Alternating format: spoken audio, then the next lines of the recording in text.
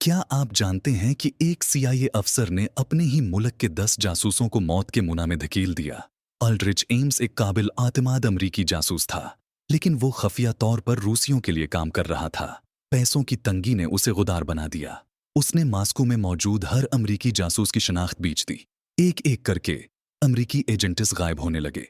कुछ को गिरफ्तार किया गया, कुछ को कत्ल कर दिया गया। अमीस अपनी मामूली तनख्वाह पर महंगी गाड़ियां खरीद रहा था, नकद पैसे खर्च कर रहा था, ऐश ओ इशरत की जिंदगी गुजार रहा था। यही गलती उसकी तबाही बनी। 9 साल तक वो अमेरिका का सबसे खतरनाक जासूस रहा। जब एफबीआई ने उसे पकड़ा तो इंकिशाफ हुआ कि उसने कम 10 अमरीकी एजेंट्स की जानों का सौदा किया था। ये था अमेरिका का सबसे बड़ा जासूसी स्कैंडल।